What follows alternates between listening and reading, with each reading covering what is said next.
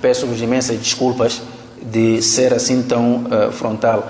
Mas uma coisa que me deixa triste sempre que temos palestras nas nossas mesquitas ou até fora das mesquitas, nós muçulmanos, infelizmente, temos essa doença e essa fraqueza. A pessoa fica a falar 2 horas de tempo, 3 horas de tempo sobre um tema. Quando chegamos no momento das perguntas, ninguém te faz perguntas sobre o tema que foi abordado. Agora, isto só tem 2 indicações. Ou as pessoas perceberam muito bem o tema, que já não tem dúvidas, ou não perceberam absolutamente nada. Temo que seja a segunda opção. Mas em todo o caso, como eu dizia, respeito todas as iniciativas. A nossa irmã quer saber se nas casas que têm cães os anjos não entram.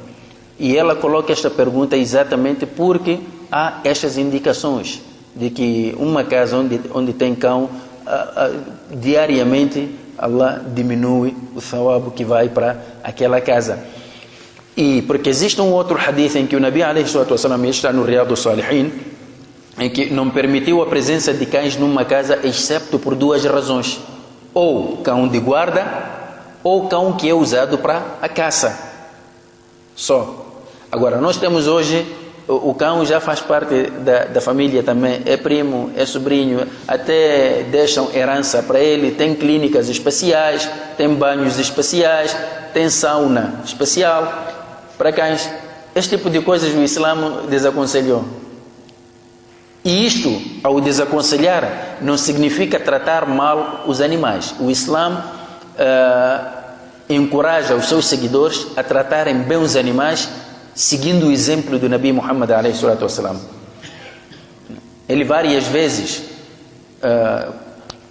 repreendeu pessoas porque tratavam mal ou carregavam demasiadamente o animal acima da sua capacidade. O Nabi repreendeu isso. Então, tratar bem o animal faz parte do nosso deen. Agora, outras coisas, como essas que acabei de mencionar, já não. Você chega na casa de um muçulmano, depois ouve ele mesmo a dizer assim, por exemplo, qualquer nome. Qualquer nome. Ou dá qualquer nome que ele acha. Delito. Anda cá, você pensa que está a chamar uma criança, o filho, deve ser o filho que está a vir. De repente vês um cão que está a entrar. Esse delito é este. Então, este tipo de coisas normalmente a pessoa tem que evitar. Agora, se numa casa onde tem cães, os anjos não entram, é que há indicações a partir dos hadiths do Nabi alayhi salatu wasalam que explicam isso, que há uma redução da recompensa da pessoa por ter este animal, excepto nessas 2 questões que eu acabei de mencionar, um cão de guarda ou de caça. Mas a pergunta é, por que o Islã desaconselha muito? Será que o Islã tem algum problema com o cão? Não. Simplesmente para preservar a saúde das pessoas. O cão entra e ele gosta muito de lamber aqui, põe ali o focinho deste lado. E o Nabi disse, olha, quando o recipiente de um de vós, quando o cão introduz o focinho no recipiente de um de vós, deverá lavá-lo 7 vezes, a primeira vez com areia. Algumas pessoas disseram assim, não, isso era naquele tempo quando não havia detergentes. Agora, como temos detergente, então lava com detergente. Estimados irmãos, o Nabi queria mesmo areia. Sabem por quê? Depois a ciência hoje vai nos explicar que o próprio cão depois acaba deixando micróbios, que a única substância eficaz para eliminar esses micróbios do recipiente é a areia. No tempo do Nabi, naturalmente, tinham outras coisas, mas o Nabi diz areia. Então, é neste sentido, Allahu Ta'ala a'lam. E outra pergunta da nossa irmã diz que a lua deve ser visível na religião ou na região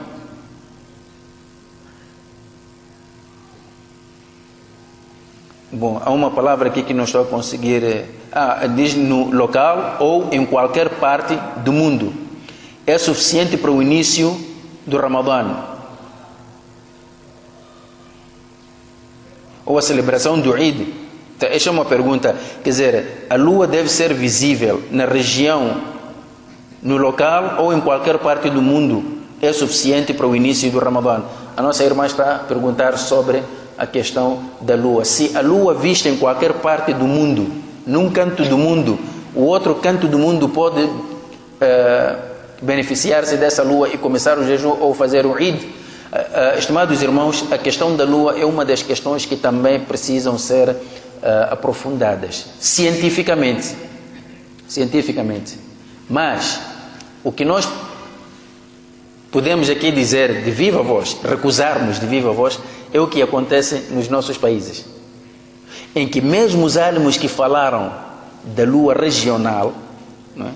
Como Imam Shafi'i, que diz لِكُلِّ بَلَدٍ مَطْلَعُهُ, quer dizer, cada país, cada região tem a sua visualização. Mesmo esses falavam simplesmente da possibilidade de se visualizar a lua. Se nessa região, por causa da localização geográfica ou das condições climatéricas, não permite a visualização da lua, então devem completar 30 dias, não falavam daquilo que está a acontecer aqui em Moçambique, em que a lua é vista na cidade de Maputo.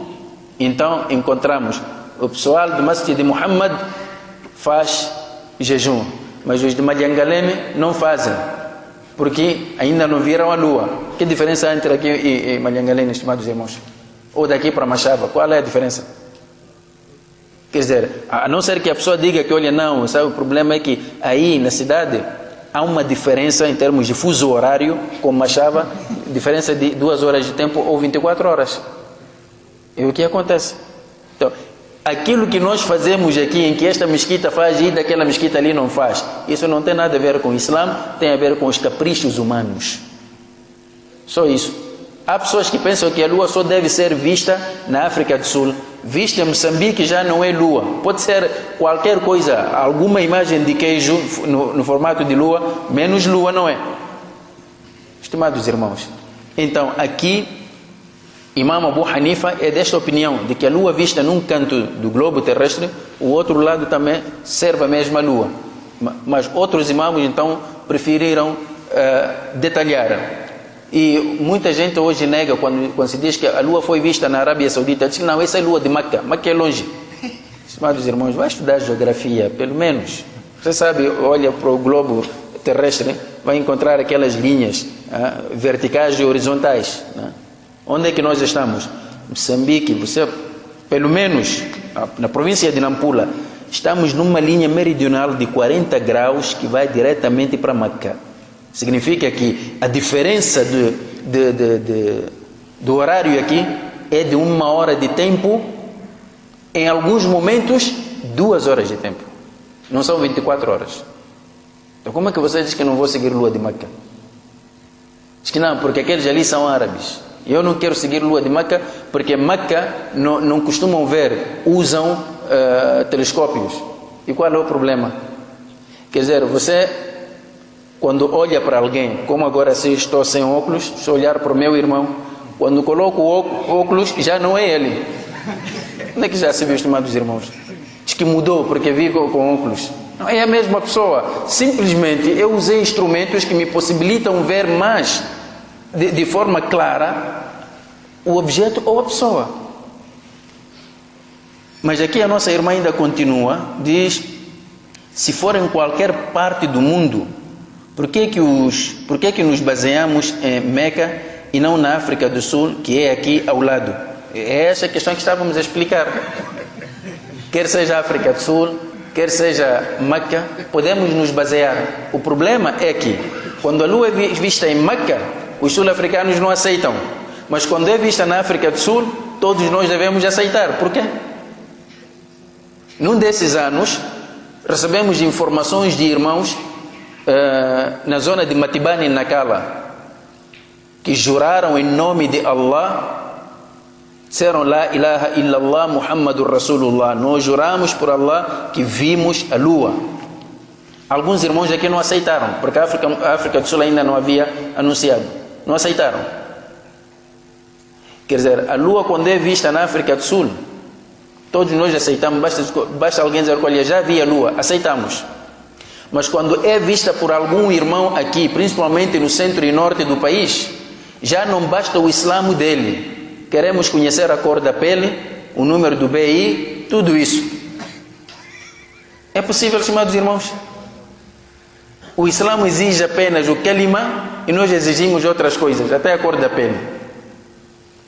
Então, a lua, basta nós termos informação correta, fidedigna, de que a lua já foi vista, quer seja aqui na África do Sul, aqui em Moçambique, em Meca, podemos muito bem iniciar o nosso jejum, porque o jejum vem para juntar as pessoas. E quanto mais nós conseguirmos jejuar unidos e quebrar o jejum unidos, é isso que o islamo pretende. Agora, aquelas coisas que nós temos feito, quer dizer, esquartejar a comunidade muçulmana. Um faz hoje, outro vai fazer amanhã, outro depois de amanhã. Aquilo não nos dignifica em nada. Reparem que Abdullah ibn Umar ou Abdullah ibn Abbas, certa vez, já para a lua do Eid, já recebeu informações de que era o fim de Ramadã, mas mesmo assim fez o Eid com as pessoas. Então, por que é que nós não podemos ser flexíveis? O Nabi tinha maior cuidado em relação à lua da entrada do Ramadã do que já do Eid, porque aqui trata-se de um ibadah que vai iniciar. Portanto, eu penso que os muçulmanos, principalmente nesta era em que o avanço tecnológico já nos permite termos essa informação em poucos segundos, devíamos ser mais flexíveis. Wallahu ta'ala a'lam. Queria saber se é permitido, em que circunstâncias é que é permitido um povo ir contra o seu governador e se é permitido fazer manifestações contra a governação. Bom, esta pergunta não é difícil de responder, mas ao mesmo tempo é difícil de responder. Nós sempre temos como a nossa referência o Corão e o Sunna. O que é que o Corão diz? O que é que o Sunna diz?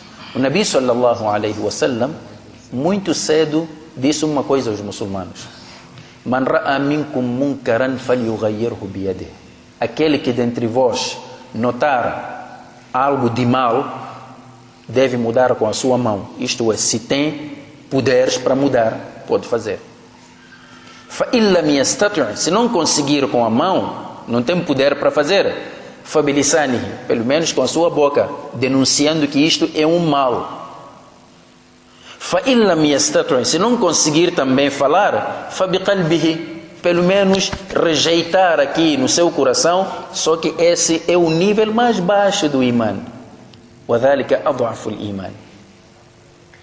É por isso que na história do Islã, os muçulmanos sempre eram vigilantes em relação à atuação dos seus governantes. O que estava mal, diziam que isto está mal. O que estava bom, encorajavam, diziam que isto está bom. E nós muçulmanos hoje, infelizmente, não temos esta prática. Vejam que a Igreja Católica periodicamente emite aquilo que chamam de carta episcopal ou carta pastoral. Faz uma radiografia do país em vários aspectos políticos, econômicos, sociais. Mas nós muçulmanos hoje, você falar de aspectos políticos ou econômicos na mesquita, és excomungado. Dizem que ele não pode escutar esse maulana, fala coisas estranhas. Já viram isso, meus irmãos? Parece que estamos fora do dino. Você pergunta a alguém, no Juma o que é que se falou? Diz que não, este Juma não foi bom. O que é que foi? Nem se falou nada de dino. Mas o imam estava a falar de quê? Porque estava a falar de um assunto que tem a ver com a economia. E há muita coisa que está mal que acontece nos nossos países. Como é que nós muçulmanos vamos ficar calados? A única diferença entre o muçulmano e outras pessoas é que o muçulmano, ao combater o mal, ou ao incentivar o bem, sempre quer o bem-estar de todos. Não é, como é que se diz mesmo aquela expressão? Não é cangaceiro. Não é? Nós, as manifestações que assistimos aqui no nosso país, são manifestações em que há um oportunismo para o vandalismo. Quer dizer, há uma causa justa, mas no meio entram pessoas com outros interesses. E como nós muçulmanos somos é como se fôssemos uma criança órfã, sem pai nem mãe, então é fácil as pessoas aproveitarem-nos. Então quero que o muçulmano tome a iniciativa para eles também aproveitarem-se para outros interesses. Não. É preciso que as coisas estejam organizadas. Num país islâmico onde tu tens um governo muçulmano, naturalmente também o muçulmano é obrigado a dar o seu ponto de vista sobre aquilo que está mal. E hoje, nos nossos países, há muita coisa que está mal. E nós não somos, digamos, enteados. Somos parte desta sociedade. Contribuímos para a economia deste país. Contribuímos para a estabilidade deste país. Qual é o nosso papel? Qual é o nosso papel? Estamos agora perante estas matanças, assassinatos, raptos, criminalidade está cada vez mais a subir. Não há descanso. E mais outros males. Agora, eu como muçulmano, como é que me posiciono perante essas coisas? Sabendo que a maioria destes muçulmanos estão divididos em todos os partidos políticos que estão neste país. E quando o mal acontece, quem sofre mais? São as pessoas que às vezes nem têm nada a ver com as políticas. Só que a nossa ausência permite que muita coisa de mal aconteça. Como acontece, estimados irmãos, eu recordo-me quando começou o debate no Parlamento sobre o hino nacional, e depois houve uma auscultação. Simplesmente nós muçulmanos achávamos que aquilo não fazia parte do dini e mandávamos passear. Resultado, aprovaram. Ao aprovarem aquilo, mais tarde é que ficamos a saber que afinal, naquela aprovação também foi aprovado um aspecto de shirk, que todos os dias os nossos filhos são obrigados a cantar o shirk nas escolas, quando dizem nós juramos por ti, ó Moçambique. E o Nabi diz, man kana halifan falyahlif billahi aw liyasmut, aquele que quer jurar, que jure por Allah, ou então que se cale. Nossos filhos estão a cantar este shirk todos os dias. Culpado quem é? Somos nós que não estávamos presentes para dizer não, esta parte não. Então, participamos ou não participamos? Participamos. Então, manifestação é uma coisa. Aliás, até todas as constituições dos Estados têm lá uma parte que, aliás, não digo autorizar, é um direito. Agora, vandalismo nunca foi manifestação, vandalismo nunca foi direito, estimados irmãos. Portanto, são coisas que os muçulmanos precisam sentar e refletir sobre elas e ver, afinal de contas, nós como muçulmanos temos um papel ou não naquilo que acontece à nossa volta. Estão aí nossos irmãos muçulmanos, iam para outros países livrar povos da tirania, da opressão.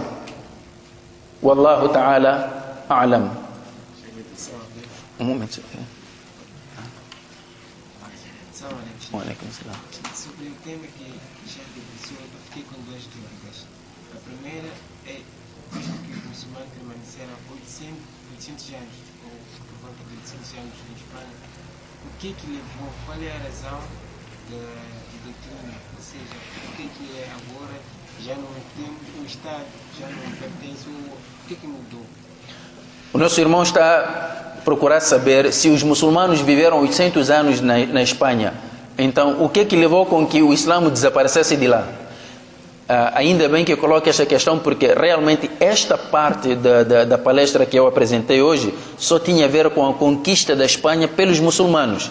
Agora, o declínio do Império Islâmico da Espanha é um outro assunto, precisa de uma outra palestra. Inshallah. Segunda questão, queria saber sobre a Igreja Ortodoxa. Será que esta atual é a mesma que o Sheikh falou, que foram os primeiros que tinham uma crença única no cristianismo, na unicidade de Allah, ou esta ortodoxa tem uma diferença com a antiga? Bom, a outra pergunta do nosso irmão sobre a Igreja Ortodoxa. Será que quando falamos aqui da Igreja Ortodoxa que acreditavam na unicidade de Allah e acreditavam que Jesus Cristo era um profeta de Allah, será que é esta Igreja Ortodoxa que temos hoje? Olha, a maioria destes que acreditavam nisso, quando o Islã chegou, eles abraçaram o Islã. Não sei se até hoje tem a existência, mas há alguns vestígios que continuam ainda a preservar essa parte da história. Agora, a igreja que prevaleceu foi a igreja de Roma. E esta igreja de Roma tinha como base a Trindade.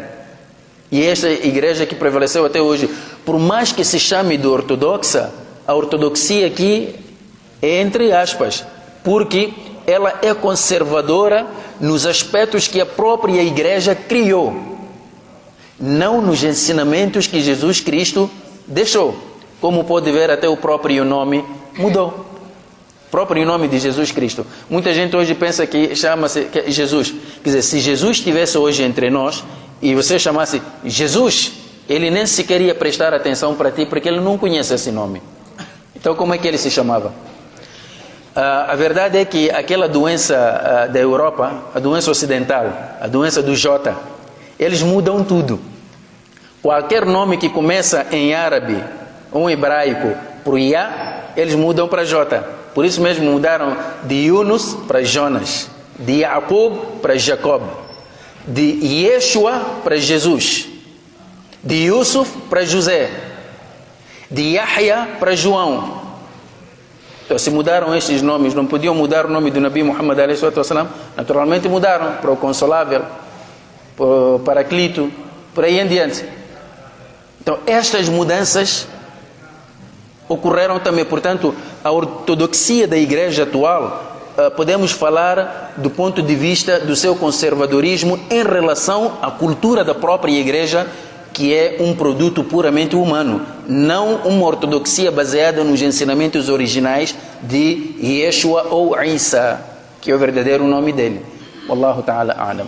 Queremos assim rapidamente, antes mesmo do Salat, respondermos as últimas 4 perguntas que foram aqui colocadas. Primeiro começar pela pergunta do irmão. Perguntava se aquele hadith que está ali no quadro, que dá a indicação de que pode-se fazer sunnah, 2 rakats, depois do adhan de Maghrib.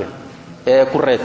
O hadith é correto e nosso irmão Harith ainda apresentou-nos aqui. O número do hadith é 1183 e este hadith está no Sahih al-Bukhari. Então o Nabi recomendou isso. Quem quiser fazer 2 rakats depois do adhan de Maghrib e antes do Salat. A outra pergunta tinha a ver com, depois do Coran, qual é o outro livro importante em termos de categoria? Não, o Coran é o único livro e a partir do Coran aparecem todos os outros livros. Apenas os álimos disseram que o livro mais autêntico depois do Coran é o Sahih al-Bukhari. E nós, se olharmos para a hierarquia das fontes, temos o Coran como a primeira fonte básica, depois seguida de Sunnat do Nabi Muhammad alayhi salatu wassalam. As outras 2 perguntas do nosso irmão, ele queria saber quem foi Tariq ibn Ziyad. Tariq ibn Ziyad era um general, né, que foi nomeado como comandante do exército que entrou para a Espanha pelo Musa ibn Nusayr, que era o governador de Marrocos no tempo do Khalifa al-Walid ibn Abd al-Malik. A outra pergunta é sobre um versículo de Surat al-Rahman: Ya ma'ashar al-jinn wal-ins in istata'tum an tanfudhu min aqtar as-samawati wal-ard la tanfudhu illa bisultan. Então a palavra sultan aqui encontrou numa das traduções como significando sanção ou pena, e isso não é verdade. Sultan, aquilo que os álimos disseram, pode significar sultan, isto é, Allah não vos revestiu de autoridade, ou então sultan em termos de conhecimento. Significa que o conhecimento que Allah nos dá é um conhecimento limitado, não nos traz tudo. Então aquelas partes onde Allah permitiu que o homem pudesse desvendar usando esse conhecimento, vai fazer. Mas há outras partes que Allah não revestiu o homem de autoridade para ultrapassar certas regiões mesmo no espaço. Quer dizer, a ciência pode nos permitir vasculhar até aqui a Lua, um pouco no espaço, mas não há ciência que pode nos levar até Sidratul Muntaha. Está fora da capacidade do homem. Assim, essa tradução...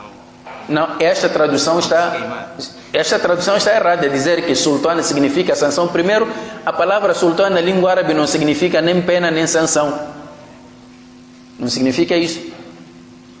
Então é preciso olhar para esta questão das traduções. E a tradução, as palavras são do tradutor, não são palavras de Allah. O que são palavras de Allah é o Coran na sua língua litúrgica, que é o árabe, a língua original. Isso aqui é o Coran. Agora a tradução é só para nos permitir conhecermos mais ou menos algum sentido daquilo que o versículo está a dizer. والله تعالى أعلم. جزاكم الله خيرا والسلام عليكم ورحمة الله تعالى وبركاته.